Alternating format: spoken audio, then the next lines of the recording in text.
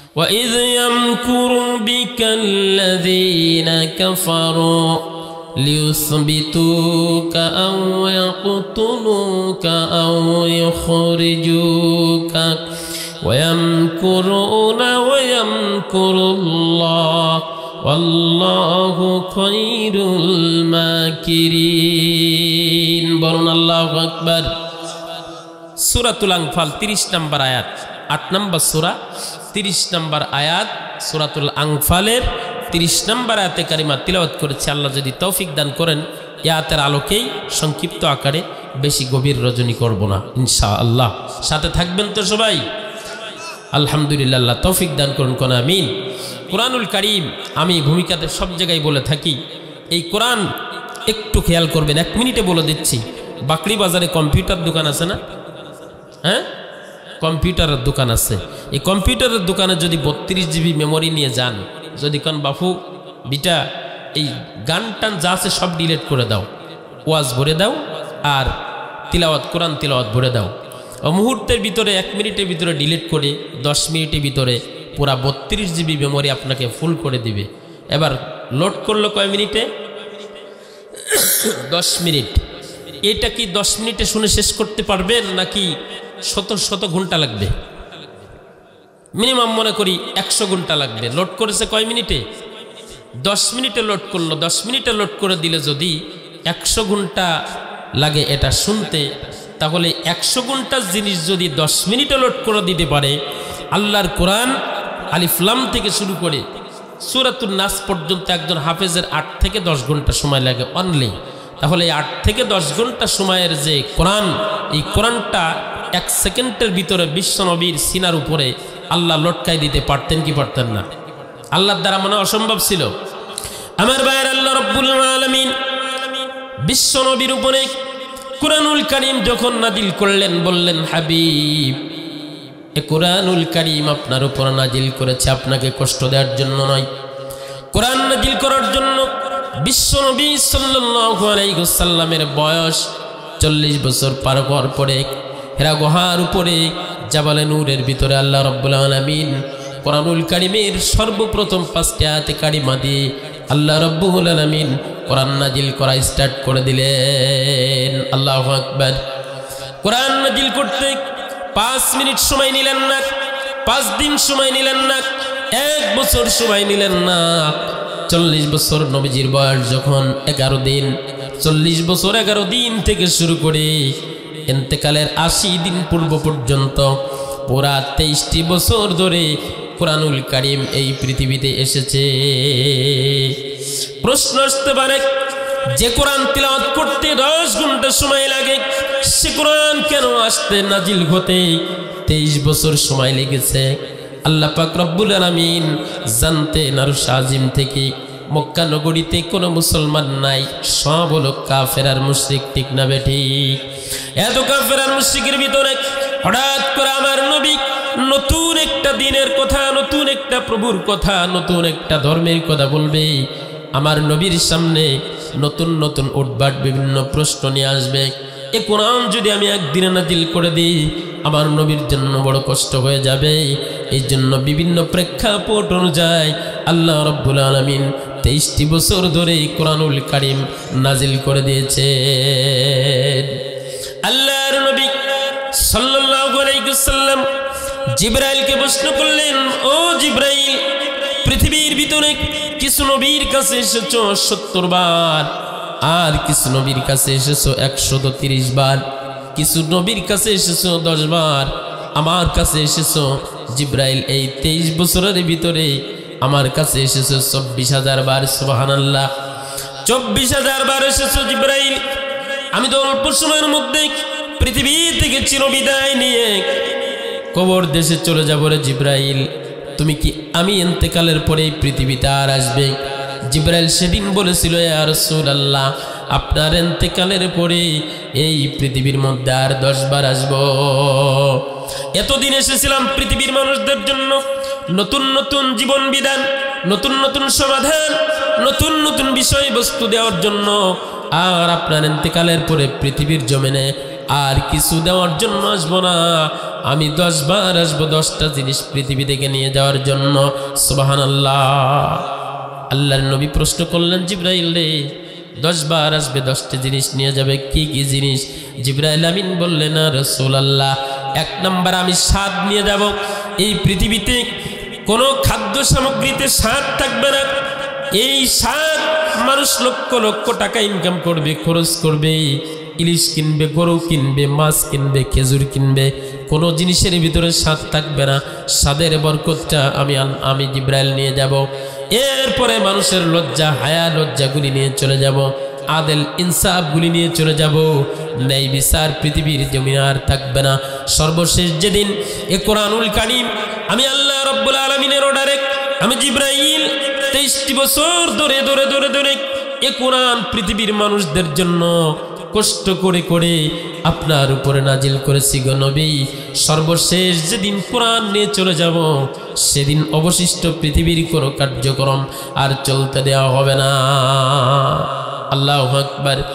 সেদিন মানুষ মসজিদের তাকে দেখবে কোরআন নাই, সেদিন মানুষ লাইব্রেরির কোরআন খুলে দেখবে অক্ষর নাই, সেদিন মানুষ হাফেজে কোরআনের সিনার ভিতরে অক্ষর থাকবে না। কাবা শরীফের ইমাম শাইখ আব্দুর রহমান আল সুদাইস নামাজের নিয়ত করে দেখবে সিনার ভিতরে আর কোরআন নাই, সব কিছু সেদিন ডিলেট হয়ে গেছে। আল্লাহু আকবার। এই জন্য আমার ভাইয়েরা, বিশ্বনবী সাল্লাল্লাহু আলাইহি ওয়াসাল্লাম বলেছেন, উম্মতেরা রে, যতদিন পর্যন্ত পূর্ব দিক থেকে সূর্য উদিত হবে ততদিন পর্যন্ত তোমাদের তওবার দরজা খোলা থাকবে, ততদিন পর্যন্ত আমার প্রত্যেকটা উম্মত যত গুনাহ করুক না কেন, যদি একটিবার আল্লাহ রাব্বুল আলামিনের কাছে তওবা করতে পারে, আল্লাহ তাআলা তার জীবনের সব গুনাহগুলি আল্লাহ মাফ করে দিবে। তাহলে কোরআন নাযিল হয়েছে 23 বছর ধরে, প্রত্যেকটা আয়াতের শানে নজুল আছে না নাই? আজকে যে আয়াতটা তিলাওয়াত করেছি সূরাতুল আনফালের 30 নম্বর আয়াত, আয়াতে কারিমা একটা বেদনার আয়াত। আয়াতে কারিমা পৃথিবীর ভিতরে যত দুঃসংবাদ আছে, আমরা এক একটা দুঃসংবাদ শুনি, বাকরি গ্রামে অমক মারা গেছে, একটা দুঃসংবাদ, ঠিক কিনা? অমক জায়গায় অ্যাক্সিডেন্ট হয়েছে, এর একটা দুঃসংবাদ।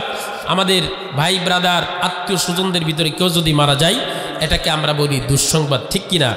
এই পৃথিবীর ভিতরে সব থেকে বড় দুঃসংবাদের নাম, এই পৃথিবীর মহামানব বিশ্ব সভার সভাপতি হুজুরে পুরনূর সাল্লাল্লাহু আলাইহি ওয়াসাল্লাম যেদিন ইন্তেকাল করে চলে গেলেন, সেদিন ছিল পৃথিবীর মানুষের জন্য দুঃসংবাদ।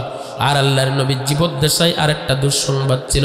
সেই দুঃসংবাদটা হলো, যেই জন্মভূমি মক্কাতুল মুকাররমা, এই মক্কাতুল মুকাররমা থেকে কাফের মুশরিকরা চূড়ান্ত একটা সিদ্ধান্ত গ্রহণ করেছিল। এই চূড়ান্ত সিদ্ধান্তটা কি গ্রহণ করেছিল? সেই সিদ্ধান্তটা 3টা দিকে কাফেররা 3টা সিদ্ধান্ত নিয়েছিল আল্লাহর নবীর বিরুদ্ধে। সেই সিদ্ধান্তটা আল্লাহ রাব্বুল আলামিন ওই দিন সূরাতুল আনফালের 30 নম্বর আয়াতে কারিমার ভিতরে জানিয়ে দিয়েছেন। আল্লাহু আকবার। আমার ভাইরা, আল্লাহর নবী মক্কা নগরীতে কালেমার দাওয়াত দিচ্ছেন, হঠাৎ করে কাফের আর মুশরিকরা চিন্তা করলো, এত চেষ্টা করলাম, শত চেষ্টা করেও এই যে কি একটা নিয়ে আসলো, এই কোরআনের তিলাওয়াত শুনে মানুষগুলি মুগ্ধ হয়ে যায়, মুহাম্মাদের কাছ থেকে মানুষদেরকে ফেরাইতে পারি না। একজনকে বলল, আবু জেহেল বলছে, তুমি যাও মুহাম্মদকে 3টা প্রস্তাব দাও, দেখা যাক লোভে কাজ হয় কিনা। আল্লাহর নবীর কাছে একজন কাফেরদের নেতা এসে বললেন, মুহাম্মদ, তুমি যদি কোরআনুল কারীম ছেড়ে দাও, তুমি যদি আল্লাহর দ্বীনের দাওয়াত ছেড়ে দাও, এ কোরআনের আবাদ করবে না, কোরআনের তিলাওয়াত করবে না, কোরআনের দাওয়াত দিবে না, কোরআন মানুষকে শোনাবে না, যদি আমাদের এই কথাটা শুনতে পারো মুহাম্মদ, তাহলে তোমাকে 3টা পুরস্কার দিব। 1 নাম্বার পুরস্কার হলো, তুমি তো এতিম মানুষ, তুমি ভালো জায়গায় বিয়ে করতে পারবা না, তুমি তো এতিম মানুষ, তুমি কোনো ভালো ঘরে বিয়ে করতে পারবা না। 1 নাম্বার পুরুষ মুহাম্মদ, পৃথিবীর প্রত্যেকটা যুবক চাই আমার স্ত্রী সুন্দরী হোক, আমার স্ত্রী নামি দামি বংশের মানুষ হোক। ও মুহাম্মদ, সেই জিনিসটা আমরা তোমার পূরণ করে দেব। পুরা মক্কা নগরীর ভিতরে সব থেকে সুন্দরী যে নারী আছে, ওই সুন্দরী নারীটা তোমার জন্য আমরা হাদিয়া দিয়ে দিব। আল্লাহু আকবার। প্রস্তাব দিলেন। আমার ভাইয়েরা, বিগত 10 তারিখ থেকে শুরু করে কন্টিনিউ প্রোগ্রাম চলছে। প্রতিদিন যে কারণে এই দূরদূরান্ত সফরের কারণে ঠান্ডা লেগে গেছে। আপনারা বিরক্ত হবেন না, কণ্ঠটা একটু বসে গেছে, বিরক্ত হবেন নাকি? বিরক্ত হবেন না। আল্লাহ যেন আমার এই সংক্ষিপ্ত কথাগুলি শেষ করবার মতো সুযোগ করে জোরে বলেন আমিন। আমার ভাইরা, আল্লাহর নবীর কাছে আর একটা প্রস্তাব দিলেন, নবী মুহাম্মদ তুমি কি জানো তোমার জন্য শ্রেষ্ঠ তিনটা উপঢৌকন, তিনটা পুরস্কার? এক নাম্বার হলো সুন্দরী নারী, দ্বিতীয় নাম্বার পুরস্কার হলো তুমি যদি কোরআন বলা ছেড়ে দাও, তুমি যদি লাত মানত উজ্জা খবরের মূর্তি পূজায় শরীক, আমরা যা করি বাপ দাদার ধর্মগুলি তুমি যদি মেনে চলো, তাহলে আমরা কথা দিলাম। আবু জেহেল আমাদের নেতা বলে দিয়েছেন, এই মক্কা নগরীতে সব থেকে বেশি দামের তোমার একটা চাকরি দেওয়া হবে, দারুন্নদয় বসে থাকবা, বড় ধরনের রেশন পাবা, পেনশন পাবা, মোটা অঙ্কের টাকা পাবা, কারণ তুমি তো গরিব মানুষ, তোমার অর্থ সম্পদ নাই। এই সব থেকে বড় চাকরি, সব থেকে বড় মুনাফা, বড় বেনিফিট, বড় বেতনের চাকরি দেওয়া হবে, স্যালারি দেওয়া হবে। বিনিময়ে তোমার এই যে কোরআন নামে কি আনছো এটা তোমারে বন্ধ করে দিতে হবে। নাউজুবিল্লাহ। আল্লাহর নবী মনে হয় মেনে নিবে মনে হয়। আমার ভাইরা, আল্লাহর নবীকে বললেন, ও মুহাম্মদ, 3 নাম্বার প্রস্তাবক, এই মক্কা নগরীতে দারুন নাদওয়ার মধ্যে আমাদের সালিশ মিটিং, আমাদের অফিসের মধ্যে মনে করেন একটা পার্লামেন্ট, এই পার্লামেন্টের ভিতরে সব থেকে দামি যে চেয়ারটা থাকবে, ওই চেয়ারের মধ্যে প্রধানমন্ত্রীর পরে স্থানটা তোমাকে দেওয়া হবে। মুহাম্মদ, বিনিময়ে তুমি একটা কাজ করবে, কোরআন বলবে না, কোরআনের তেলাওয়াত করবে না, আল্লাহর কথা বন্ধ করে দিবে। মুহাম্মদ, আল্লাহর নবী সেদিন বলেছিল কাফেররা, ও মক্কার কাফেররা, আমি মুহাম্মদ 40 বছর পর্যন্ত তোমরা আমাকে প্রশংসা করেছো, কোরআন আসার সাথে সাথে তোমরা আমার বিরোধিতা শুরু করেছো। এখন এই কোরআন বন্ধ করার জন্য এই পৃথিবী কেন, এই মক্কা নগরীর দামি চেয়ার কেন, মক্কার ভিতরের সব থেকে সুন্দরী নারী কেন, মক্কার মধ্যে সব থেকে বেশি বেতন কেন, আসমান আর জমিনের মধ্যবর্তী স্থান যদি স্বর্ণ দিয়ে ফিল আপ করে দাও, আমি মুহাম্মদ আল্লাহর কোরআন ছাড়তে পারবো না। বলল তারে কাফের নেতা, ও মুহাম্মদ বলবে না আর কোরআনের কথা, মানতে যদি পারো তুমি বানিয়ে দেব তোমার আরব নেতা। বললেন রাসূল, কথা হলো ভুল, আমি গোলাম আল্লাহর রাসূল, শুনবো না আমি তোমার কথা, বলেই যাব কোরআনের কথা। জোরে বলুন আল্লাহু আকবার। আল্লাহর নবী প্রত্যাখ্যান করে দিলেন। এবার কাফের মুশরিকরা বললেন, কাজ হলো না।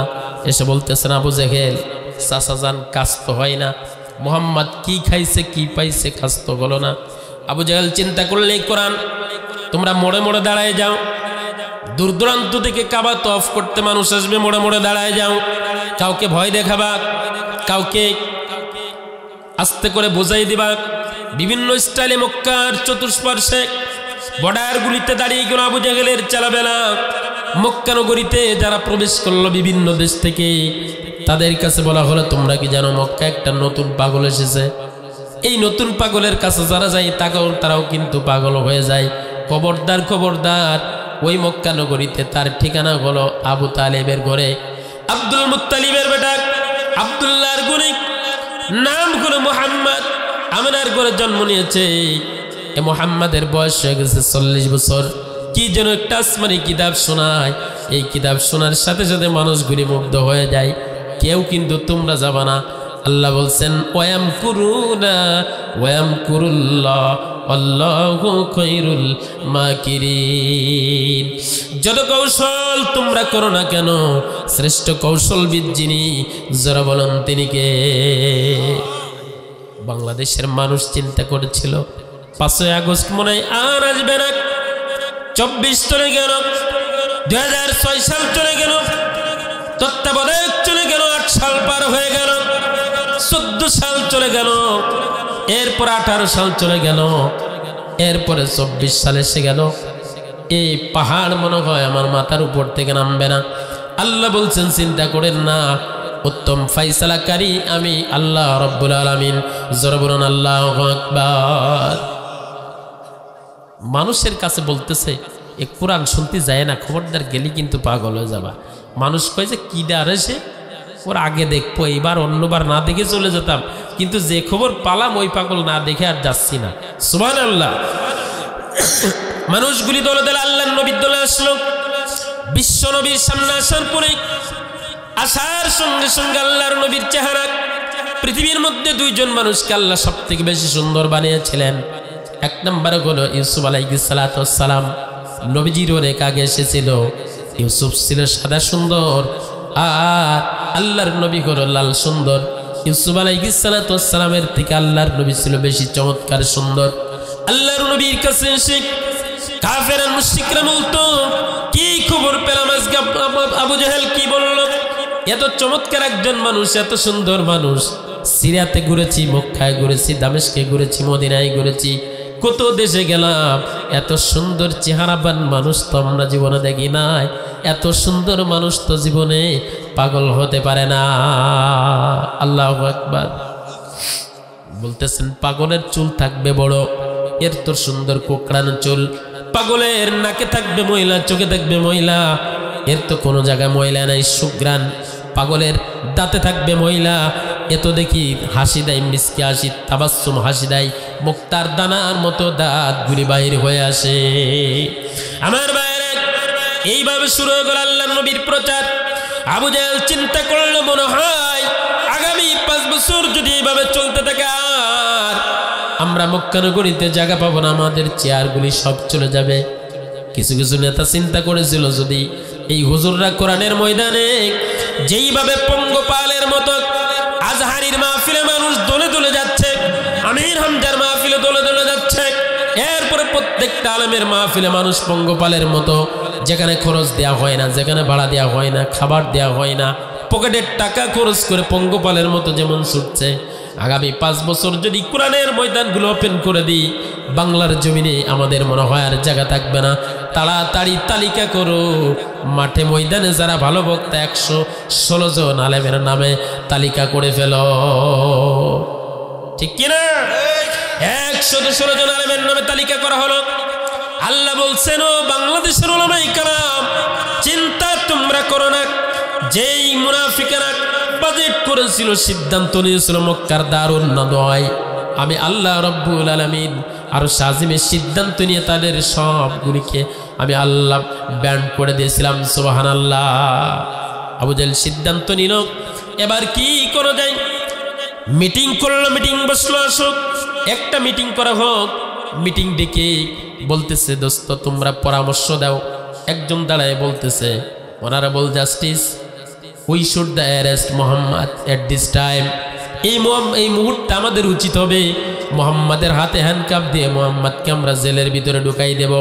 তাহলে মোহাম্মদ যদি জেলের মধ্যে আটকা পড়ে যায়, এই কোরআনের কথা বলতে পারবে না, আর আমাদের চিন্তা থাকবে না, চিন্তামুক্ত হয়ে যাব। আরেকজন বলতেছে, অনারেবল জাস্টিস আবু জাহেল, মোহাম্মদকে যদি জেলের ভিতরে ঢুকিয়ে দাও, এই জেলের ভিতরে যত কুরাইশ বংশের মানুষ আছে সবগুলি মোহাম্মদের দলে কালেমা পড়ে মুসলমান হয়ে যাবে। এ কাজ করা যাবে না। তাহলে বলতেছে, তাহলে তুমি কও কি করা যাবে? আরেকজন ওই যে বটে বলতেছে, honourable justice, we should cancel the citizenship Mohammad at this time, sent to other country from our homeland. এই মুহূর্তে আমাদের উচিত হবে আমাদের এই মক্কা নগরীর নাগরিকত্বকে বাতিল করে দিয়া, একটা রাজাকারের তকমা লিখে দিয়া মক্কা নগরী থেকে তাকে তাড়ায় দিতে হবে। এটা হবে আমাদের সব থেকে ভালো কাজ। মোহাম্মদকে যদি মক্কা নগরীতে তাড়ায় দেওয়া হয়, তাহলে তো আর কোরআনের কথা বলতে পারবে না, আমাদের আর সমস্যা হবে না। আর একজন বললেন, অনারেবল জাস্টিস, এটা করা যাবে না। যেই দেশে মোহাম্মদ যাবে, মোহাম্মদের কাছে কোরআন যাবে, কারণ এই কোরআন তার মুখস্থ, জেনে দেবে, সেই মানুষের কাছে বলবে।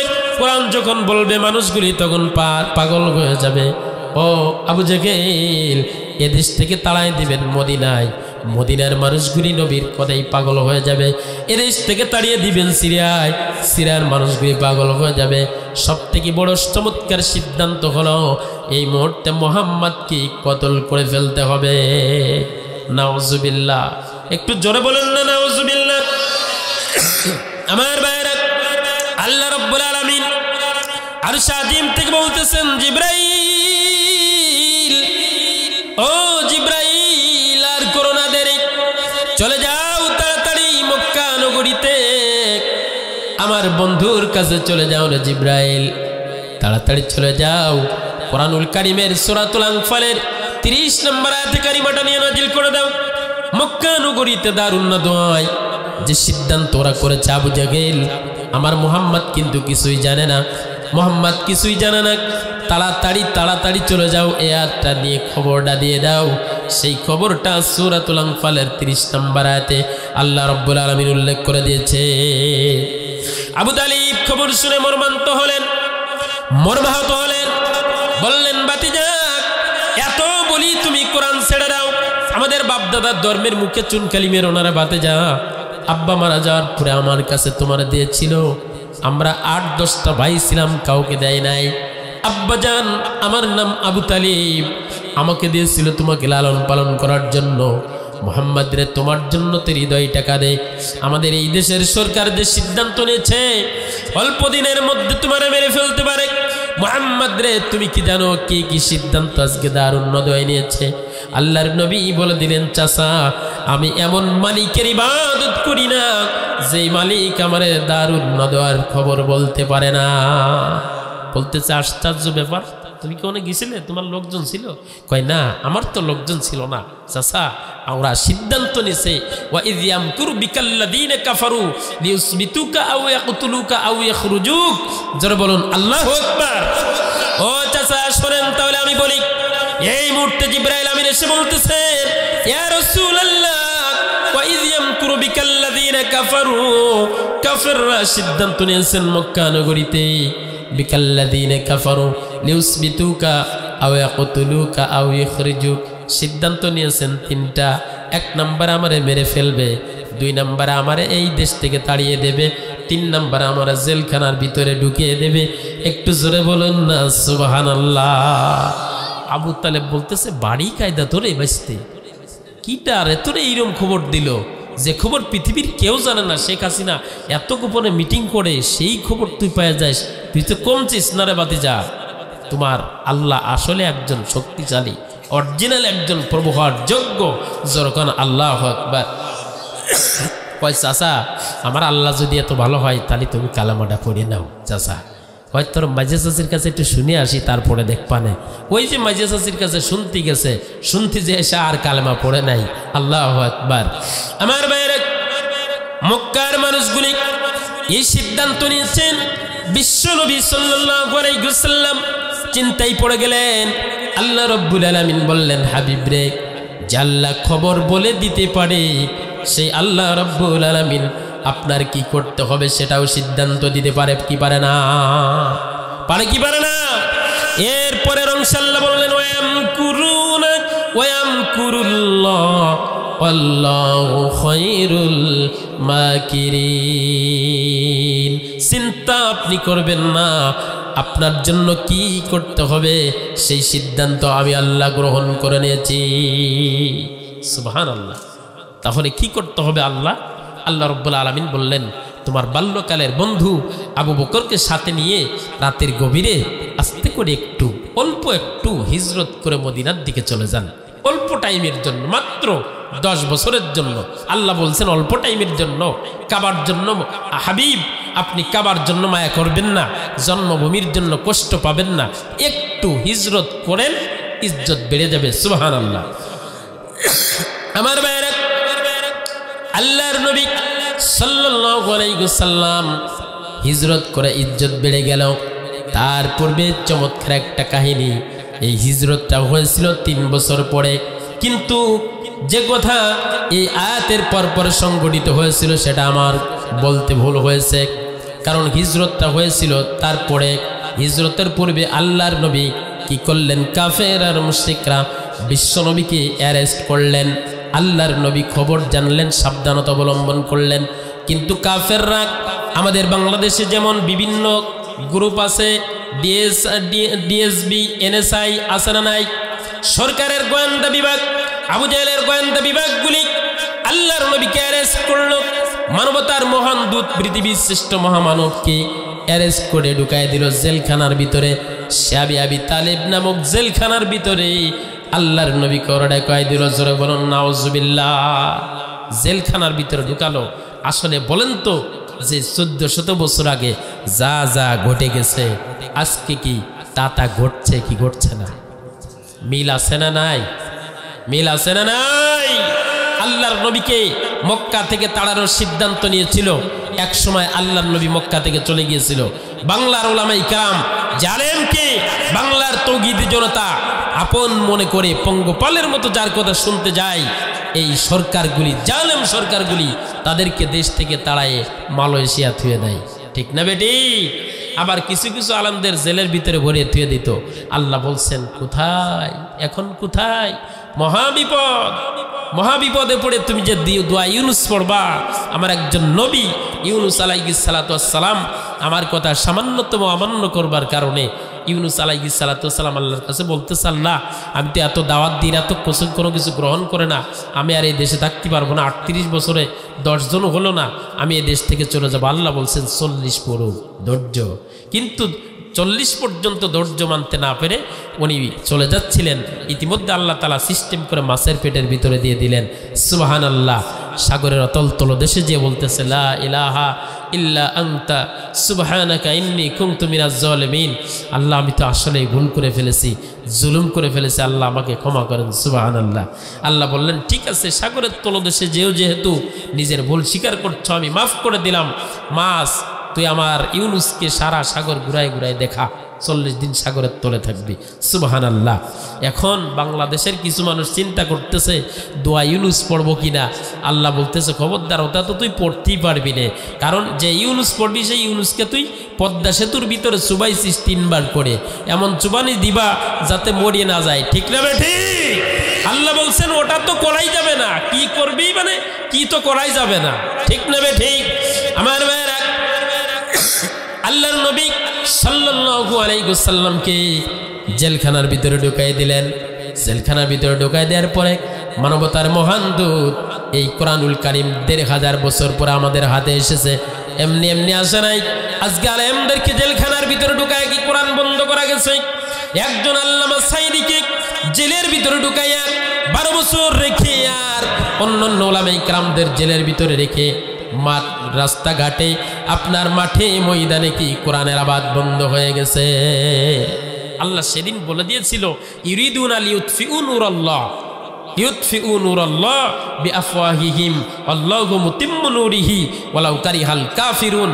নবী আপনি চিন্তা করেন না, ওরা হলো চাই ইউরিদুনা লিউতফিউ নূরাল্লাহ, আমার এই কোরআন নামক নূরকে ওরা মুখের ফুৎকার দিয়ে নিভিয়ে দিতে চাই, কিন্তু আল্লাহু মুতিম্মু নূরিহি ওয়ালাউ কারিহাল কাফিরুন, ওরা ওদের যতই পছন্দ হোক না কেন এই কোরআন তো নিয়ামতে ভরপুর করে আমি আল্লাহ রাব্বুল আলামিন নাজিল করেছি।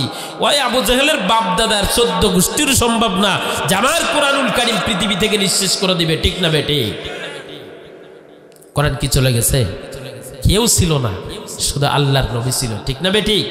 আমার ভাইরা, আল্লাহর নবী বিশ্ব নবী সাল্লাল্লাহু আলাইহি ওয়াসাল্লামকে আবি আবি তালিবের জেলখানার ভিতরে দিয়ে দিলেন।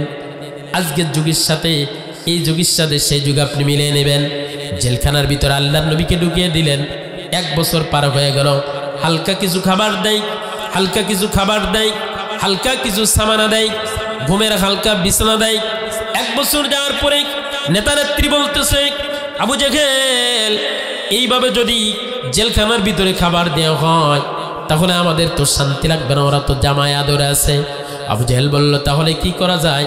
আমাদের পূর্বপুরুষ নবী ইব্রাহিমকে আগুনের ভিতরে ফেলে মারতে চেয়েছিল, স্বাদ পেতে চেয়েছিল, কিন্তু সেই স্বাদ আল্লাহ তাআলা পেতে দেয় নাই। আল্লাহ বলছিলেন বারদাউ ওয়া সালামান আলা ইব্রাহিম, ইব্রাহিমের জন্য আগুনের বাগান হয়ে যাও।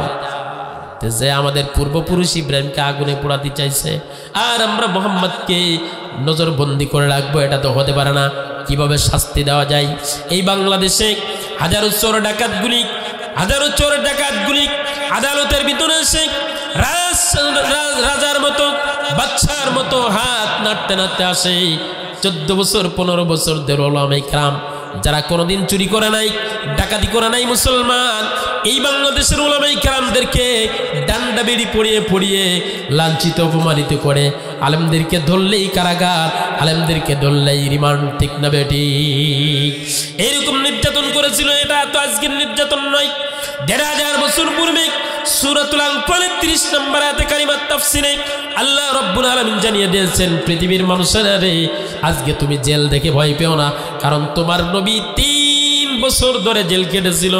কি কি কষ্ট পেয়েছিল একটু বর্ণনা দিয়ে আপনারা শোনেন। 1 বছর যেন অতিবাহিত হয়ে গেছে, আবু জেহেলের স্বাদ লাগতেছে না।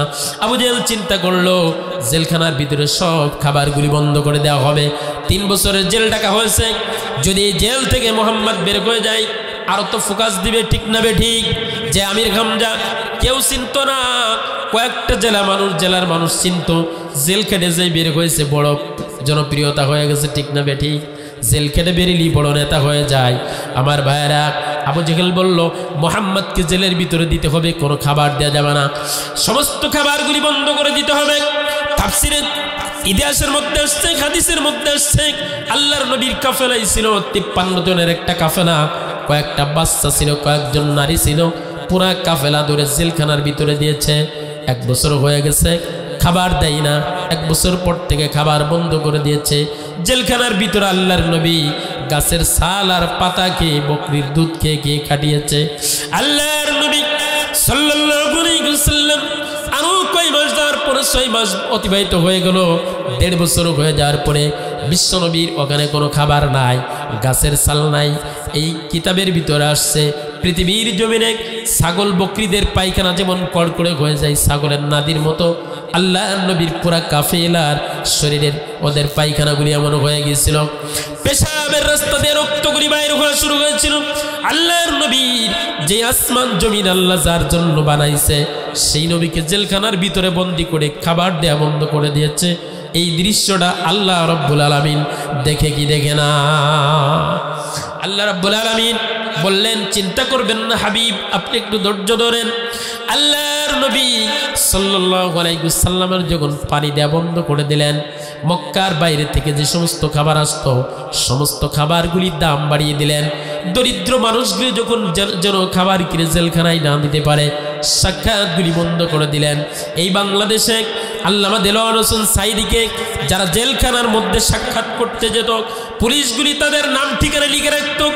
যে ব্যক্তি সাইদি সাহেবের জেলখানার মধ্যে সাক্ষাৎ এসেছে অবশ্যই জামাত ইসলামের লোক হবে, আর নাই সাইদি সাহেবের ভক্ত হবে। এদেরকেও অ্যারেস্ট করে বিভিন্নভাবে হয়রানি করা হয়েছে, ঠিক না বেটি? এটা কাফের মুশরিকরা 1400 বছর আগের থেকে শিখেছিল। আমার ভাইরা সিদ্ধান্ত দিলেন কোনো ব্যক্তি 53 জনের কাফেলার সাথে সাক্ষাৎ করতে পারবে না। মানুষগুলি অসহায়, পৃথিবীটা স্তব্ধ হয়ে গেছে। এরপরে আল্লাহর নবী খাবার দেওয়া যখন বন্ধ করে দিয়েছে, কিতাবের ভিতর আসছে কয়েকটা বাচ্চা ছিল, তাদের পানির পিপাসায় বাচ্চাগুলি মারা যাওয়ার উপক্রম হয়েছে। পানি নাই, খাবার নাই, দুধ নাই, সব বন্ধ করে দিয়েছে। কয়েকজন নারী ছিলেন, নারীগুলি তাদের জিহ্বাগুলি বাচ্চাদের কণ্ঠনালীর ভিতরে জিহ্বা চাটাইয়া চাটাইয়া, জিহ্বাগুলি চাটাইয়া চাটাইয়া বাচ্চাগুলিকে জীবিত রেখেছেন। এমন সময় মৃত্যুর উপক্রম হয়ে গেছে, সবগুলি কঙ্কল হয়ে গেছে। আল্লাহর নবী গাছের সাথে বসে থাকেন, বাইরে হওয়া দাঁড়ানোর মতো কোনো সুযোগ নাই, দাঁড়াইতে পারে না, হাঁটতে পারে না। আল্লাহর নবীর শরীরের অবস্থা খুবই খারাপ হয়ে গেছে। এমন সময় আমার ভাইরা 3 বছরের কাছাকাছি, এমন সময় হঠাৎ করে হিশাম ইবনে আমর নামে একজন ব্যক্তি, মুরব্বী মানুষ, গভীর রজনীতে স্ত্রীর কাছে এসে বলতেছে, স্ত্রী রে, ও প্রাণের স্ত্রী, আজকে আমার ভালো লাগতেছে না, কি করব? এই মক্কা নগরীর সব থেকে ভালো মানুষ, সব থেকে সুন্দর মানুষ, মুহাম্মাদের কাফেলা সহ আল্লাহর নবী মুহাম্মদকে, এত সুন্দর মানুষ যিনি কোনোদিন মিথ্যা বলেন নাই, যার চেহারা দেখে ব্যবসা করতে গেলে ব্যবসায়ী মুনাফা বেশি পাওয়া যেত, যার চেহারা দেখলে ক্ষুধা নিবারণ হয়ে যেত। ও আমার প্রাণের স্ত্রী, তুমি কি জানো সেই মুহাম্মদকে, শুধু মুহাম্মদকে না, তার পুরা কাফেলা সহ জেলখানার ভিতরে আবু জেহেল ঢুকায়া দিয়া খাবার পর্যন্ত বন্ধ করে দিয়েছে। জোরে বলুন আল্লাহু আকবার। স্ত্রী বলতেছে, আপনি চিন্তা করবেন না, ওটা সরকারি ব্যাপার, সরকার কি করবে আপনি চিন্তা করে কি করবেন। বলতেছে প্রাণের স্ত্রী রে, আমি মুহাম্মদকে যতক্ষণ পর্যন্ত জেলখানা থেকে মুক্ত করতে না পারবো ততক্ষণ পর্যন্ত আমি হিশাম ইবনে আমর বিছনায় যাব না। আল্লাহু আকবার। একটু জিকির করে লা ইলাহা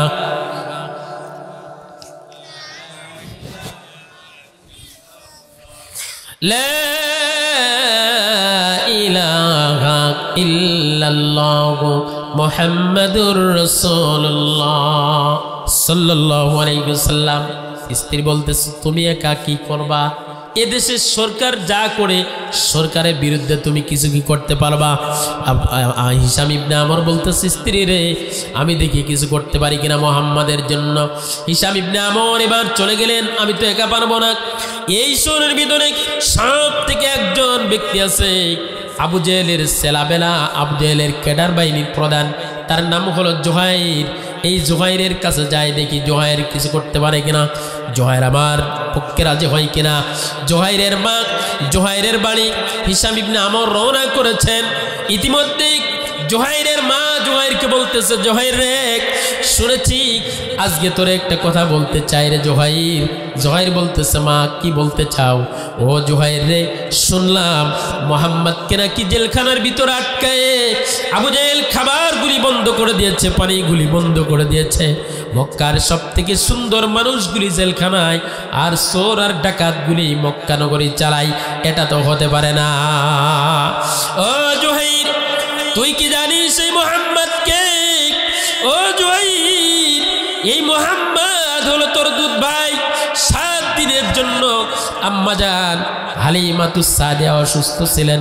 হালিমা হলো আমার ফুফতো বোন। হালিমা আমাকে বলেছিলেন বোন রে, আমি 7 দিনের জন্য অসুস্থ, এই 7টা দিনের জন্য, কয়েকটা দিনের জন্য তুই আমার মুহাম্মদকে দুধ পান করাবি। আমি 7টা দিন দুধ পান করাইছি, মুহাম্মদকে আমার ডান স্তন পান করাইছি। আর মুহাম্মদকে তুই কি চিনিস? মুহাম্মদ ডান স্তন পান করেছে, বাম স্তনে জীবনে কোনোদিন মুখ দেয় নাই। ও মুহাম্মদ, ও জহিদ, সে মুহাম্মদ আমার কলিজার টুকরা আমাকে উম্মি বলে ডাক দিত। এত সুন্দর করে মুহাম্মদ আমার ডাক দিত, সেই ডাকটা জীবনে কোনোদিন, অত মধু মাখা ডাকটা তুই জীবনে আমার দিতে পারো নাই। ও জুহাইর রে, শুধু তাই নয়, মুহাম্মদকে আমি 7 দিন দুধ পান করাইছি। এ মুহাম্মদকে যদি জেল থেকে তুই বের করতে না পারিস রে জুহাইর, তাহলে তুই আমার জীবনে কোনোদিন মা বলে ডাকবি না। আমার মুহাম্মদকে অধিক জেলখানার মধ্যে ভরে রাখে। আর তুই আবু জেহেলের এমন একজন নেতা ছিল এই জুহাইর, আবু জেহেলের ক্যাডার বাহিনীর প্রধান।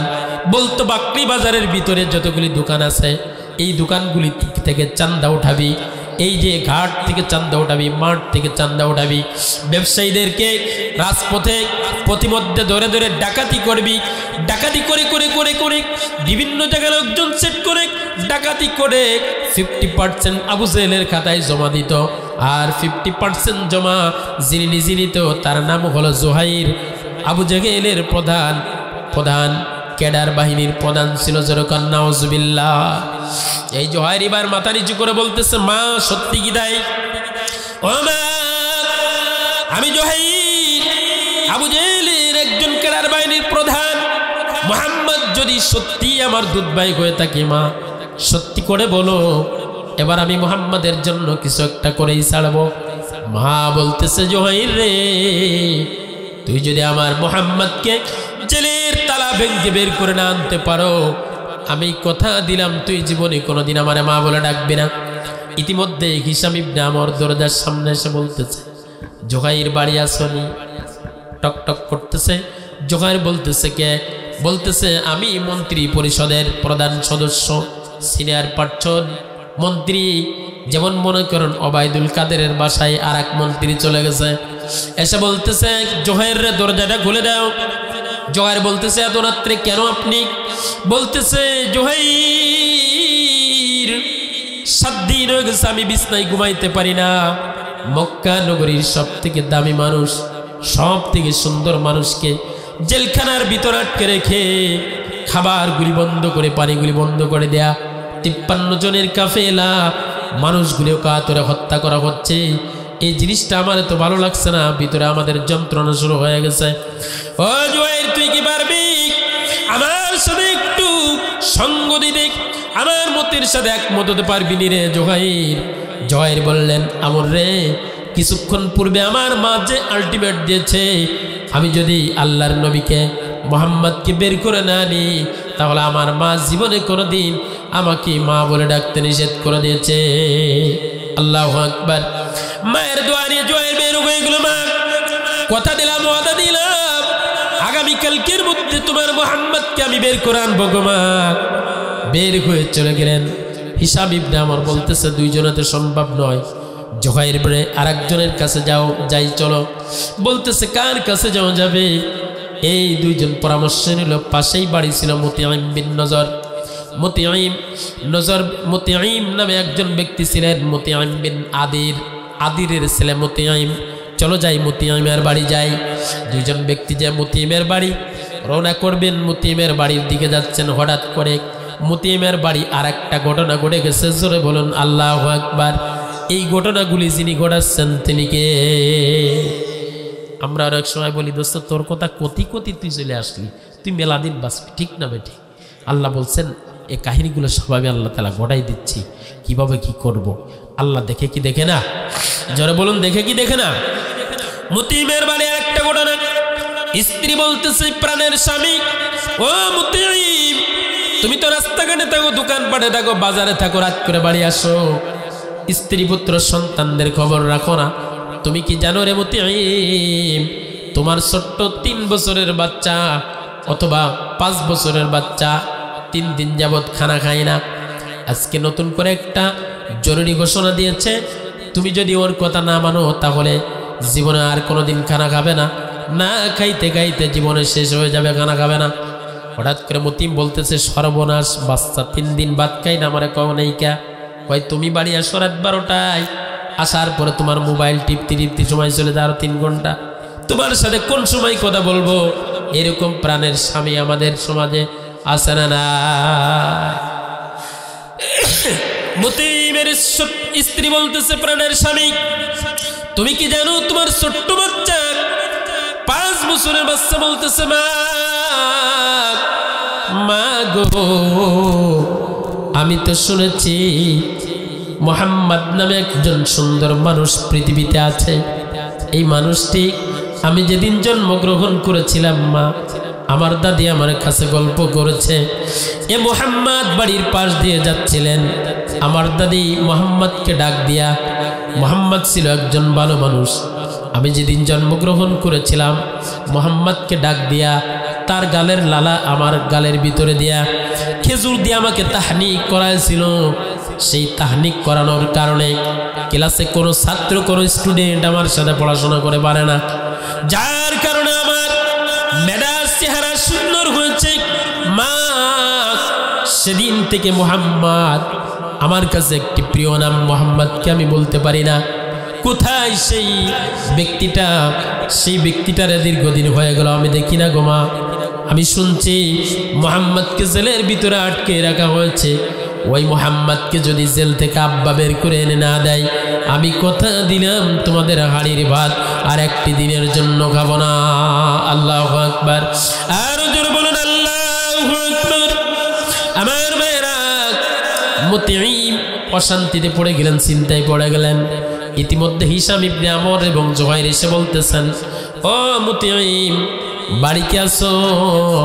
মুতিঈম বলতেছে, এত রাত্রে হিশাম ইবনে আমর মন্ত্রী পরিষদের 2জন সিনিয়র মন্ত্রী আমার বাড়ি কারণ কি লাভ দিয়ে উঠছে।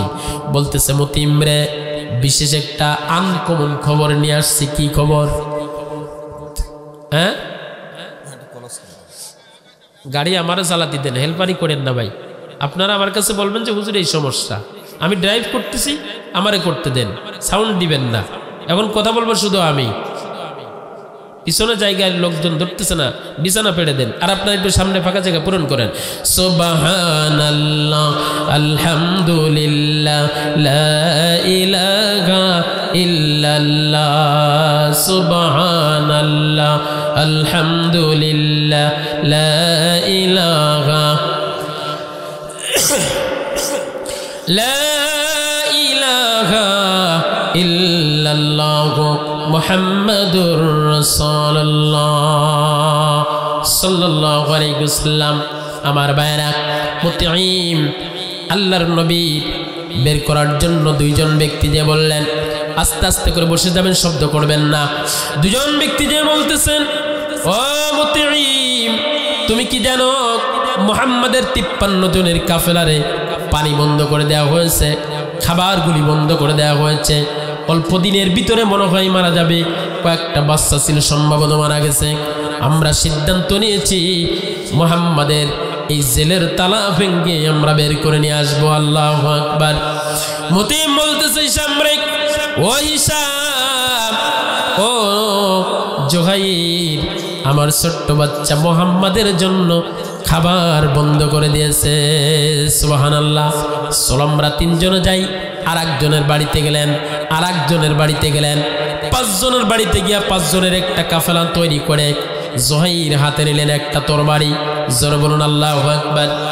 একটা প্রশ্ন করি, সেটা হলো এই যে 5 জন আল্লাহর নবীকে জেলখানা থেকে বের করবে, এরা কি মুসলমান না কাফের?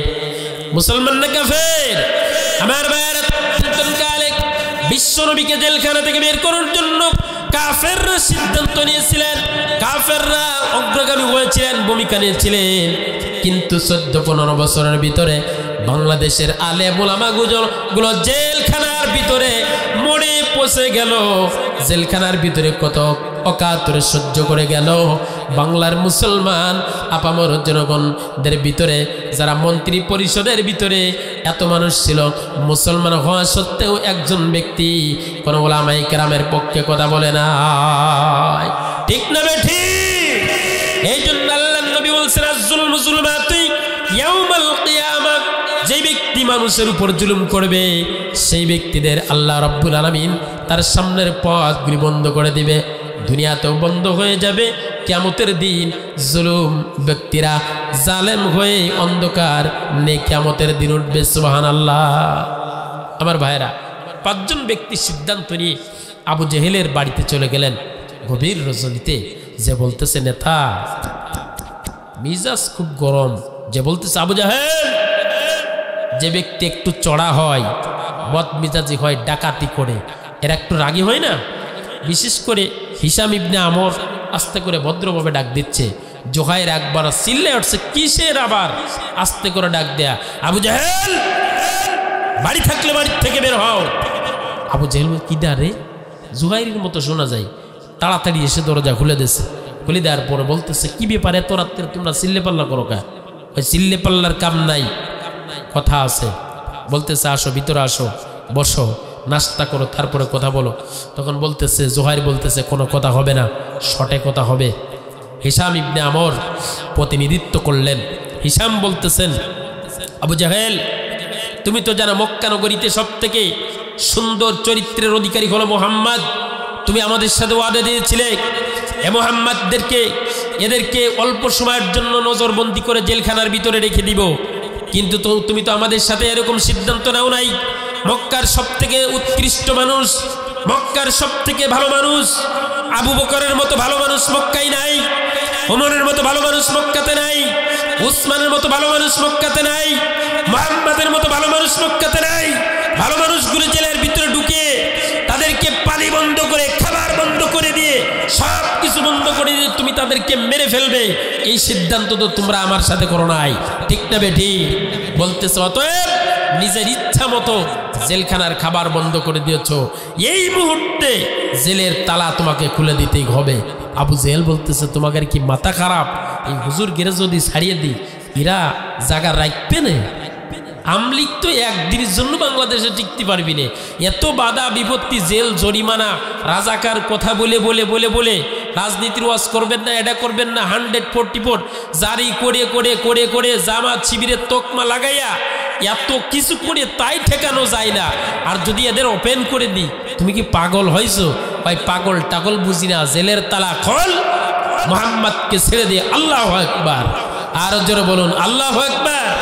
আমার ভাইরা, আল্লাহ রাব্বুল আলামিন আল্লাহর হাবিবকে সেদিন বলেছিলেন, নবী হে, আমি তো বলেছিলাম ওয়ায়ামকুরুনা ওয়ায়ামকুরুল্লাহ আল্লাহু খায়রুল মাকিরিন। আপনার শারীরিক কষ্ট হয়েছে, কিন্তু কিয়ামত পর্যন্ত আপনার উম্মতরা শিক্ষা নিতে পারবে। ইসলামকে আল্লাহর জমিনে প্রতিষ্ঠিত করতে হলে মানবতার মহান দূত এমন সংগ্রাম করেছিলেন, আমাদেরকেও সংগ্রাম করতে হবে। জালেম যদি পৃথিবীতে জন্ম নেয়, যেই জালেম নমরুদ জালেম জুলুম করে জুতার বাড়ি খেয়ে দুনিয়ার থেকে বিদায় নিয়েছে, ফেরাউন জুলুম করে নীল নদের ভিতরে চুবিয়ে চুবিয়ে আল্লাহ বিদায় করেছে, যেই জালেম হবে তার বিরুদ্ধে আমাদের সংগ্রাম কিভাবে করতে হবে, আপনার এইটার থেকে কিয়ামত পর্যন্ত আপনার উম্মতেরা শিক্ষা নেবে। আপনি চিন্তা করবেন না, কয়েকদিন পরেই মক্কার প্রেসিডেন্ট আপনারা বানিয়ে দিচ্ছি। আল্লাহু আকবার বলেন, আরো জোরে বলুন আল্লাহু আকবার। আল্লাহ পারেন কি পারেন না? পারেন কি পারেন না? আমার ভাইয়েরা, বিশ্বনবী সাল্লাল্লাহু আলাইহি সাল্লাম জেল থেকে বাইরে হলেন। মুতাইম বিন নজর জেলের দরজায় যে লজ্জা পাচ্ছেন, শাস্তি সাজা এর তো পক্ষের লোক ছিল নাকি?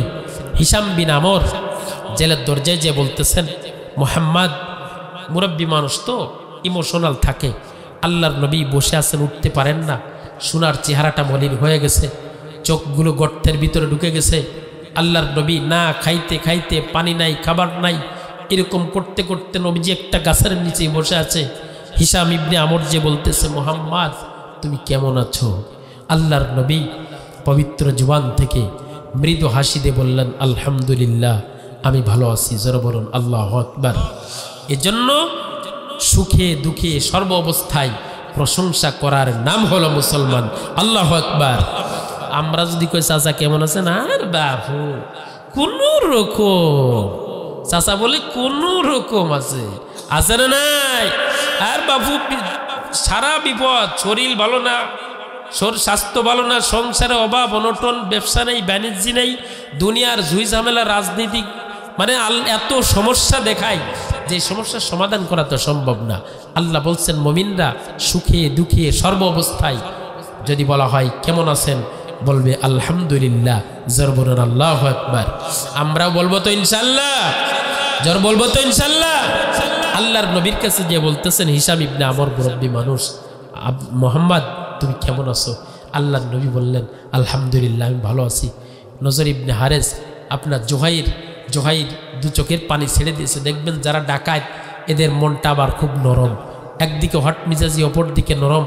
হঠাৎ করে 3 বছর পরে মুহাম্মাদের চেহারা দেখে জোহাইর কেঁদে দিয়েছে, আহারে এত সুন্দর মানুষ আবু জেহেল এইরকম করে ফেলাইছে। এই যে মুহাম্মাদের দিকে তাকানোর কায়দা নেই, কি হয়ে গেছে শরীর চেহারা, বের করে নিয়ে আসলেন। আবু জেহেল মক্কা নগরী থেকে এমনভাবে বিতাড়িত হয়েছে 1400 বছর পরে এসে। আজকের কোনো হাজি যদি মক্কা নগরীতে হজ করতে যায়, অনেক হাজিরা আমার কাছে গল্প করেছে যে হুজুর মক্কার ভিতরে গেলে, মদিনায় গেলে আপনার পেটের ভিতরে পাক দেয়। যতক্ষণ ওই অন্য হাজির কাছে গল্প করলে কয় যে আবু জেহেলের বাড়ি কি পায়খানা করেছো? কয় না তা তো করি নাই। কয় তাড়াতাড়ি ওখানে পায়খানা না করলে তোমার পেটের ব্যথা যাবে না।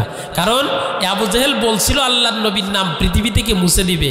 আল্লাহ বলছে মুছে তো দিবই না, যেখানে আমার নাম থাকবে সেখানে আমার নবীর নাম থাকবে, আর তোর নাম তামাম পৃথিবীর মানুষ কিয়ামত পর্যন্ত আমার নবীর বিরোধিতা করবার কারণে ঘৃণা ভরে তোর নাম মানুষ স্মরণ করবে, স্মরণও করবে না, তোর নাম কেউ রাখবেও না। সুবহানাল্লাহ। আবু জেহেল বলেছিল মুহাম্মাদের সন্তান নাই, আবুল আহাব বলেছিল সন্তান নাই, চুপ করে থাকো, ও মরে গেলি সব বাদ হয়ে যাবে, কোরআন টোরান বাদ। আল্লাহ সেদিন বলছিল হাবিব ইন্না আ'তাইনা কাল কাউসার, আমি আপনাকে কাউসার দিয়েছি, সান্ত্বনা দিলাম। ফাসল্লিলি রব্বিকা ওয়ানহার, অতএব চিন্তা আপনি করবেন না, আপনি হলো নামাজ পড়েন আর কুরবানি করেন। ইন্না শানি আকা হুয়াল আবতার, আজকে যারা আপনাকে আবতার বলছে এ মানুষগুলি পৃথিবীতে একসময় আবতার হয়ে যাবে, নির্বংশ হয়ে যাবে, ওদের নাম নেওয়ার মতো পৃথিবীতে কোনো মানুষই থাকবে না। জোরে বলুন আল্লাহু আকবার। আর নবী হে, পৃথিবী কিয়ামত পর্যন্ত সূর্য যতদিন থাকবে, চন্দ্র যতদিন আলো দিবে, এই আকাশ বাতাস যতদিন প্রবাহমান থাকবে, ততদিন আমার নাম থাকবে। আমার নাম যেখানে থাকবে আপনার নাম সেখানে থাকবে। তামাম পৃথিবীতে একটি সেকেন্ড এমন সময় আসবে না যে সময় আমার নাম আর আমার নবী মুহাম্মাদের নাম উচ্চারিত হবে না। নবী আপনি চিন্তা করবেন না, অল্প সময়ের জন্য আপনি কষ্ট সহ্য করেন, সীমাহীন জান্নাতের মালিক আপনার বানিয়ে দিব। জোরে বলুন আল্লাহু আকবার। আজকে আল্লাহর নবীর নাম আছে না নাই? ঢাকা শহরে আজান হয়, তার 5 মিনিট পরে বাকরি আজান হয়, ঠিক কিনা? বাকরি আজান হয়, তার 2 মিনিট পরে খুলনা শহরে আজান হয়। ঢাকা শহরে বাংলাদেশে যদি আজান শেষ হয়ে যায়, ইন্ডিয়াতে শুরু হয়, ইন্ডিয়ায় শেষ হওয়ার পরে পাকিস্তানে শুরু হয়, মায়ানমারে শুরু হয়, বার্মায় শুরু হয়, আমেরিকায় শুরু হয়। কোথাও 3 ঘন্টা ডিস্টেন্স, কোথাও 8 ঘন্টার ডিফারেন্স। এরকম করতে করতে কোথাও জোহর, কোথাও ফজর, কোথাও মাগরিব, কোথাও ফজর, ঠিক না বে ঠিক? আল্লাহর নবী বললেন, নবী আপনি চিন্তা করবেন না, 24টি ঘন্টা তাম পৃথিবীর ভিতরে আজান চলবে। যেখানে আল্লাহু আকবার থাকবে সেখানে আশহাদু আন্না মুহাম্মাদুর রাসূলুল্লাহ থাকবে। আছে না নাই? এই জন্য মুসলমান কোরআন হলো স্থায়ী। যারা এই পৃথিবীর জমিনে কোরআনকে মুছে দিতে চাই, ওরা চিন্তা করেছিল, আবু জেহেলের গোষ্ঠীরা চিন্তা করেছিল, এই বাংলাদেশ থেকে যদি আল্লামা সাঈদীকে বিদায় করতে পারি, এই বাংলাদেশ থেকে যদি এইরকম ওলামায়ে কেরামদেরকে বিদায় করতে পারি, মনে হয় বাংলার জমিনে এই মাঠে ময়দানে আর কোরআন থাকবে না। আমি তো বলতে চাই, এক সাঈদী ইন্তেকাল করেছে, লক্ষ সাঈদী আল্লাহ রাব্বুল আলামিন দিয়ে দিয়েছে। লিল্লাহি তাকবীর। তাহলে কারা কারা ইসলামের জন্য, কোরআনের জন্য যদি প্রয়োজন হয় হিন্দুস্তানের সাথে যুদ্ধ করতে যারা প্রস্তুতি আছি, দুটি হাত তুলে দেখায় লিল্লাহি তাকবীর, লিল্লাহি তাকবীর। দিন ইসলাম, দিন ইসলাম, লিল্লাহি তাকবীর।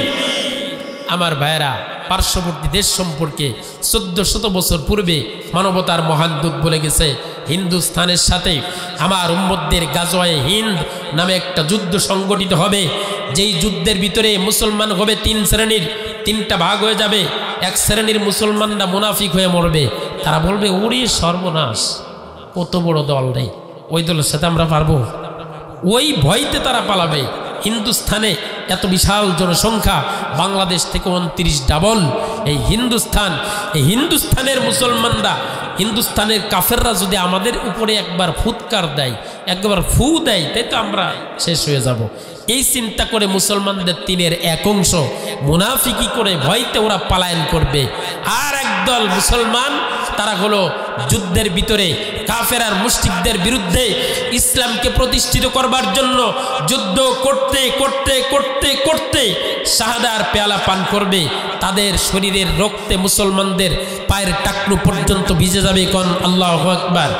আল্লাহর নবী 1400 বছর পূর্বে পূর্ব দিকে হয়ে মক্কা মদিনা শহর থেকে দীর্ঘ শ্বাস ফেলে বলেছিলেন, সাহাবায়ে কেরাম জিজ্ঞাসা করলেন, ইয়া রাসূলুল্লাহ, অদূর দৃষ্টিতে মনে হয় আপনি তাকিয়ে দীর্ঘ শ্বাস ফেললেন। আল্লাহর নবী সেদিন কথা বলেছিলেন, আমার উম্মতের একটা বিপর্যয় আসবে কিয়ামতের পূর্বে, হিন্দুস্তানদের সাথে যুদ্ধ হবে। একদল মুনাফিকি করে তারা পালিয়ে যাবে, আর একদল যুদ্ধ করতে করতে তারা তো আমার দেখবে না, আমার কোরআন দেখবে না, আল্লাহকে দেখবে না, না দেখেই এতদিন পরে 50 প্রজন্ম পরে যে তারা আমার জন্য যুদ্ধ করে তারা একটি দল শাহাদার পেয়ালা পান করবে, শহীদ হয়ে যাবে। আমার উম্মতের শরীরের রক্তে মুসলমানদের পায়ের টাকনু পর্যন্ত ডুবে যাবে, আর একটি দল অবশিষ্ট থাকবে, যেই দলের উপরে আল্লাহ রাব্বুল আলামিন কোরআনের নিশান উড়িয়ে দিবে। পুরা বাংলা, ভারত, এই উপমহাদেশের ভিতরে আল্লাহ রাব্বুল আলামিন কালেমার পতাকা পথ করে উড়িয়ে দিবে। জোরে বলুন আল্লাহু আকবার। আমার ভাইয়েরা, আজকে আমাদেরকে বলা হয় আমরা রাজাকার, আমাদেরকে বলা হয় আমরা মানবতা বিরোধী, আমাদেরকে বলা হয় বাংলাদেশে হিন্দু সংখ্যালঘুরা নির্যাতিত। আপনি কি বলতে পারবেন যে আমাদের এলাকায় একটা মূর্তি ভাঙ্গা হয়েছে, একটা গির্জায় হামলা করা হয়েছে? বলতে পারবেন? কেউ বলতে পারবে না। কিন্তু হিন্দুস্তানে কয়েকদিন আগে ইউটিউবে দেখলাম, ইন্টারনেটে দেখলাম, ঢেকু ব্যবহার করে আমার কলিজার টুকরা, আমার মুসলমানদেরকে হৃদয় খান খান করে, হৃদয় ভেঙ্গে দিয়ে মসজিদ, মুসলমানদের মসজিদগুলি আজকে তারা বেকু দিয়ে ভেঙ্গে দিচ্ছে। জোরে বলুন ঠিক না বেটি? আমার দেশের দিকে তাক করে আছে। ও মুসলমান, হিন্দুস্তানের হিন্দুরা, তোমাদের তো তোমাদের ইতিহাস জেনে থাকা দরকার। বাংলাদেশের 200 কোটি মুসলমান, বাংলাদেশের 14 কোটি মুসলমান, তার জন্য এসেছি। তোমার হিন্দুস্তানে বলতেছে তোমাদের পাসপোর্ট কই? ভাই, আল্লাহর জমিন, আল্লাহর দ্বীনের দাওয়াত দিব, এখানে কোনো পাসপোর্টের প্রয়োজন হয় না। জোরে কোন আল্লাহু আকবার। আমার বাইরে সেদিন হিন্দুস্তানের সেনাবাহিনীগুলি 12 জনের কাফেলাকে 12 জনের কাফেলাকে অ্যারেস্ট করে নিয়ে লক্ষণ সেনের দরবারে হাজির করলেন। লক্ষণ সেনের কাছে যেয়ে বললেন, ও মহারাজ বাদশা নামদার, আপনি কি জানেন আরব দেশ থেকে মাত্র 12 জন সদস্য এই আপনার লক্ষণ সেনের দরবারে এসে কালেমার দাওয়াত দিতে চায়। লক্ষণ সেন বলল, তাদেরকে ডাক দাও। ইখতিয়ারউদ্দিন মুহাম্মদ বিন বখতিয়ার খলজি 12 জনের সদস্য নিয়ে সামনে চলে গেলেন। যে লক্ষণ সেন বলতেছে, ও মুসলমান, তোমাদের বাড়ি কোথায়, তোমার নাম কি? ইখতিয়ারউদ্দিন মুহাম্মদ বিন বখতিয়ার খলজি বললেন, আমার নাম হলো ইখতিয়ারউদ্দিন মুহাম্মদ বিন বখতিয়ার খলজি। আমি আরব দেশ থেকে এসেছি আপনার দেশে কালেমার দাওয়াত দেওয়ার জন্য, আল্লাহর দাওয়াত দেওয়ার জন্য, কোরআনের দাওয়াত দেওয়ার জন্য এসেছি।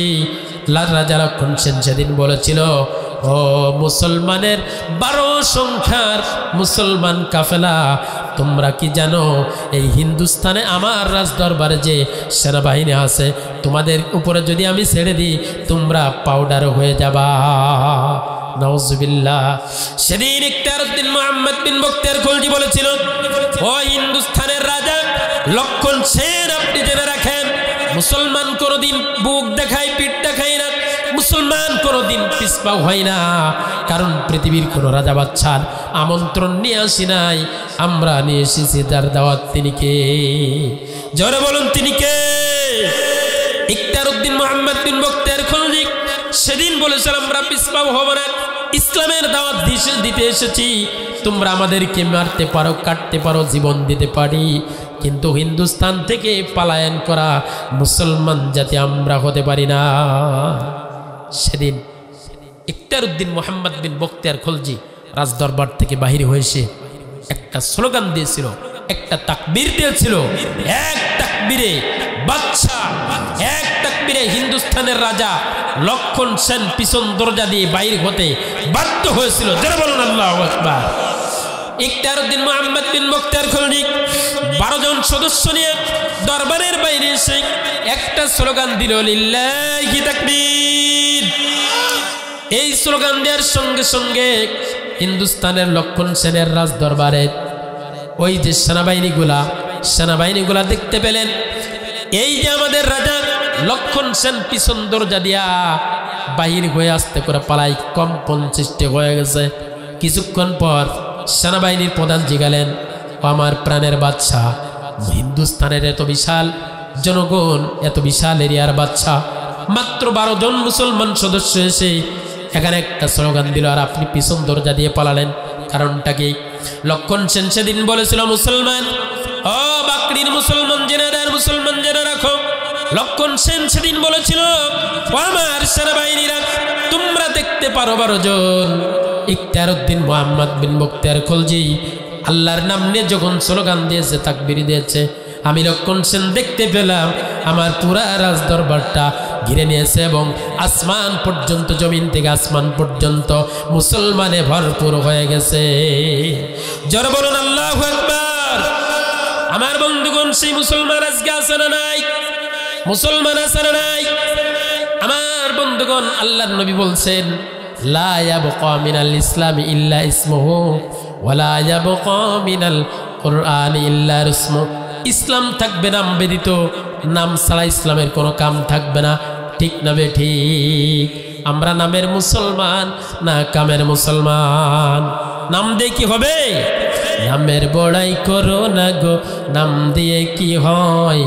নামের সাথে মেলে না গো কামের পরিচয়। সোনার গায়ে সোনা নাই, আছে শুধু ঝিল। এরপরে সোনার গায়ে সোনা নাই, আছে শুধু বিল। হাতির জিলে হাতি নাই, আছে শুধু ঝিল। ঢাকার শহর ঢাকা নয়, খোলা শুধু রয়। নামের সাথে মেলে না গো কামের পরিচয়। ঠিক না বেটি? এই জন্য মুসলমান, নামের সাথে যদি কামের পরিচয় না হয়, এই যুগে এসে যদি ইসলামের জন্য সংগ্রাম আমরা করতে না পারি, আমরা যদি কালেমার জন্য জীবন দিতে না পারি, একটা হুঙ্কার দিতে না পারি, তাহলে আমরা কিসের মুসলমান? 1400 বছর পূর্বে বিশ্বনবী শিক্ষা দিয়েছেন, মুসলমান জীবন দিতে পারো, মরণ দিতে পারো, টাকা দিবে, পয়সা দিবে, কিন্তু যারা মুসলমান হবে আল্লাহর কোরআনের কথা শুনলে তারা কাফেরদের ভয়ে পিছপাও হবে না। জোরে বলুন ঠিক কিনা? আমার ভাইরা, কোরআন থেকে সরে আসার কারণে আজ থেকে 50 বছর পূর্বে আমি একটা সাধারণ কথা বলে এই মসজিদের অন্য কাজের দিকে চলে যাব, মোনাজাতের দিকে চলে যাব। মুসলমান, আজ থেকে 30 বছর আগে আমি তখন একেবারেই ছোট। আব্বা ইলিশ মাছ কিনে আনতো, আপনারও ইলিশ মাছ কিনতেন যারা মুরব্বী। 10 টাকা কেজি ইলিশ মাছ, 50 টাকা কেজি ইলিশ মাছ, 20 টাকা 30 টাকা কেজি ইলিশ মাছ। এই ইলিশ মাছগুলো আর আজকের 2000 টাকা কেজির ইলিশ মাছের স্বাদ কম না বেশি? কম বেশ আছে না নাই? কম বেশ আছে। আমার ভাইরা, 10 টাকা কেজির ইলিশ মাছ যেই মা বোনেরা রান্না জানতো না, যেই মা বোনেরা লেখাপড়া জানতো না, এই মা বোনগুলা 10 টাকার ইলিশ মাছ বাহিরে বসে, গাছের নিচেই বসে, গোবরের লাকড়ি দেয়া মাটির পাতিলের উপরে খলবল করে যেমন সেমন করে রান্না করত। হালকা পাতলা কুমা একটা মশলা দিয়ে রান্না করত। লবণ থাকলে জিরে থাকতো না, জিরে থাকলে গরম মশলা থাকতো না, পেঁয়াজ থাকলে রসুন থাকতো না, রসুন থাকলে পেঁয়াজ থাকতো না। যেটা আমাদের বাংলা ভাষায় বলা হয় নুন আনতে পান্তা ফুরাই, ঠিক না বেঠিক? 30 বছর আগে, 20 বছর আগে মা বোনেরা সাধারণ কায়দায় রান্না করতো, লেখাপড়া জানতো না। সেই মা বোনেরা তাদের হাতের রান্না খেয়ে, যেই ইলিশ মাছের রান্না আমরা খেয়েছি, আপনারা খেয়েছেন, 2 দিন পর্যন্ত ইলিশের স্বাদ পাওয়া গেছে, ঠিক না বেটি? সেখান থেকে পৃথিবী কত পরিবর্তন হয়েছে। এই বাকরির কোনো সন্তান যদি আজকে বিয়ে করতে যায়, IA BA degree, MA pass, master pass, honours pass, বিভিন্ন সাবজেক্টের উপরে লেখাপড়া শেষ করেছে এমন নারী চয়েস হয়, ঠিক না বেটি? সুন্দরী নারী, লেখাপড়া জানা নারী, পরিষ্কার অভিজ্ঞতা সম্পন্ন নারী বাড়িতে আনলেন। যেই মা বোনেরা চুলায় রান্না করত, মাটির চুলায় রান্না করত, মাটির চুলা বাদ দিয়ে আজকে টাইলস করে গ্যাসের চুলা দিলেন, কারেন্টের চুলা দিলেন। এরপরে পাতিলগুলো চেঞ্জ হয়ে গেল, কত সুন্দর সুন্দর পাতিল। এবার রান্নাঘরের ভিতরে গ্যাসের চুলা, কারেন্টের চুলা, পাতিলের চুলা বাদ গেল। এরপরে আপনার মাটির চুলা বাদ গেল। বউ নিয়ে আসলেন ডিগ্রি পাস, বউ নিয়ে আসলেন মাস্টার পাস, বউ নিয়ে আসলেন সুন্দরী বউ। যেই বউতি মাথায় তেল দেয় দামি তেল, শ্যাম্পু দেয়, কন্ডিশনার দেয় দামি কন্ডিশনার, যেই পোশাক 1 মাস পরে 2য় মাসে পড়তে চায় না, ঠিক না বে ঠিক? এত সোনো পাউডার ক্রিম মাখা যোগ্যতা সম্পূর্ণ বউ দিয়া গ্যাসের চুলার ভিতরে ইলিশ মাছ চড়াইয়া রান্না করে, দামি কোনো নর্মাল কোনো মশলা ব্যবহার করে না, রাঁধুনি গুঁড়া মশলা ব্যবহার করে, ঠিক না বে ঠিক? এত সুন্দর করে দামি চুলা, দামি বউ, শিক্ষিত বউ টাইলসের উপরে বসে বসে রান্না করে, উন্নত মানের উন্নত জাতের রাঁধুনি গুঁড়া মশলা দিয়ে রকমারি কায়দায় রান্না করে। এই রান্না করার পরে যখন ডাইনিং টেবিলে আপনি বাসমতি চালের ভাত দেয়া ইলিশ মাছগুলো যখন খেতে যান, তখন নাকের গোড়ায় নিয়ে টের পাওয়া যায় না বাকরি বাজারের সিলভার মাছ না বাজারের ইলিশ মাছ, ঠিক না বেটি? আরো জোর বলুন, ঠিক না বেটি? আমার ভাইরা, আমার গবেষণা আমি পেয়েছি, আমার এই ছোট্ট গবেষণায় পেয়েছি, 20 বছর আগের কার মা বোনেরা রান্না করতো মাটির চুলায়। শরীরের কোনো সৌন্দর্য ছিল না, কিন্তু পুরাতন একটা ভাঙ্গা রান্নাঘরের ভিতরে আল্লাহ রাব্বুল আলামিনের ইবাদত করার জন্য একটা জায়নামাজ থাকতো, ঠিক না বেটি? জায়নামাজ থাকতো, আর মাটির ঘরে রান্না করতো। এইরকম ভাবে রান্না করতে গিয়া একটা গোবরের লাকড়ি যখন চুলার ভিতরে দিত, ওই বিসমিল্লাহির রহমানির রহিম বলতো, আর আল্লাহর কাছে দোয়া করতো, মালিক স্বামী তো নাঙল জল নিয়ে মাঠে গেছে, আজকে যদি তরকারিতে লবণ কম হয়ে যায়, আজকে যদি তরকারিতে লবণ বেশি হয়ে যায়, মরিচ যদি কম বেশি হয়ে যায়, মালিক ওই নাংলা নড়ির বাড়ি আমি সহ্য করতে পারবো না, পিঠির সামনে থাকবে না, আল্লাহ তরকারিতে একটু স্বাদ বানিয়ে দাও। জোরে বলুন ঠিক কিনা? তসবিহ টিপতো, আল্লাহর নাম উচ্চারণ করতো। সেই নারীগুলা কোথায় চলে গেল আজকে? মডার্ন নারী নিয়ে আসলেন, রান্না করে বসে বসে দাঁড়িয়ে দাঁড়িয়ে রান্না করে। আর আগের নারীরা তসবিহ টিপতো, এখনকার নারীরাও টেপে হাত তো ঠিকই চলে, কিন্তু আগের নারীরা তসবিহ টিপতো, আর এখনকার নারীরা স্টার জলসার জি বাংলার রিমোটের বাটন টিপতে টিপতে টিপতে টিপতে ক্ষয় করে ফেলে। যেই নারী বিসমিল্লাহ বাদ দিয়ে বাটন টিপলো, যেই নারী আল্লাহর নাম বাদ দিয়ে রান্না করলো, যেই নারী স্বামীর নামে বোকাবাজি করলো, আল্লাহ বলছেন ওই রকম নারী দিয়া আমি কোনো খাবারের ভিতরে স্বাদ দিতে পারি না। ঠিক না বেটি? তাহলে নামের বড়াই দিয়ে হবে না মুসলমান। যদি তরকারিতে না মা বোনেরা স্বাদ আনতে চাও, স্বামীর ভালোবাসা যদি অর্জন করতে চাও, প্রত্যেকটা কাজের প্রথমে বিসমিল্লাহির রহমানির রহিম বলতে হবে। ঠিক না বেটি? সিলেটের জমিনে যখন গৌর গোবিন্দ সব সুরমা নদীর পারাপারের ব্যবস্থা বন্ধ করে দিলেন, আল্লাহর প্রিয় মাহবুব বান্দা শাহজালাল মুজাররেদে আমিনী রহমতুল্লাহি আলাই ওই সুরমা নদীর নিকটে এসে বালুস্বরে বসে বলতেছে, আল্লাহ এখন কি করব? কালেমার দাওয়াত কি এপারে থাকবে না ওপারেও যাবে? সাথে সাথে একটা জায়নামাজ পেড়ে দিলেন।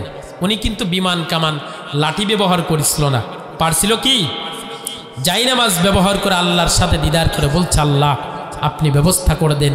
জায়নামাজের উপর দিয়েই নামাজ দিয়ে পার হয়ে গেছে। ঠিক কি না?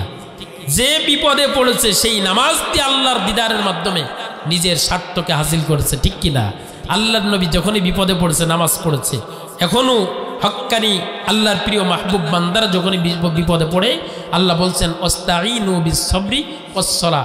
বিপদগ্রস্ত যখন হয়ে যাবে দুইটা কাজ করবে, ধৈর্য ধরবে আর নামাজের সাথে ধৈর্য ধরবে এবং আল্লাহর কাছে চাবে। পারবো না ইনশাল্লাহ আমরা এই দুইটি কাজ পারবো না ইনশাল্লাহ? যেই নামাজ দিয়ে সব কিছু হয়েছে, কিয়ামতের দিন পৃথিবীতে কোনো স্কুল কলেজের প্রশ্ন যদি ফাঁস হয়ে যায়, ক সেট ফাঁস হইলে ক সেট ছেড়ে দেয়, খ সেট ছেড়ে দেয়, খ সেট ফাঁস হয়ে গেলে গ সেট ছেড়ে দেয়। এরপরে যদি ফাঁস হয় তাহলেই থাকে বিচার সালিশ হয়, মামলা হয়, এদের নামে বিভিন্ন মামলা শাস্তি হয়। ঠিক কিনা? আল্লাহ বলছেন, বান্দা এটা দুনিয়ার কোনো প্রশ্ন নয়, কিয়ামতের দিন আমি প্রশ্ন ফাঁস করে দিলাম যেন আমার প্রত্যেকটা বান্দা আমি আল্লাহ রব্বুল আলামিনের খাতায় পরিপূর্ণ নাম্বার পেয়ে ঈমান নিয়ে মুসলিম হয়ে জান্নাতি মানুষে কবরে যেতে পারে। এর জন্য প্রশ্নটা ফাঁস করে দিলাম। প্রশ্নের 1 নাম্বার প্রশ্ন হলো আউয়ালু মা ইউহাসাবু বিহিল আবদু ইয়াউমাল কিয়ামাতিস সালাহ। কিয়ামতের দিন সর্বপ্রথম যে প্রশ্নটা হবে সেটা হলো নামাজের হিসাব নেওয়া হবে। সুবহানাল্লাহ।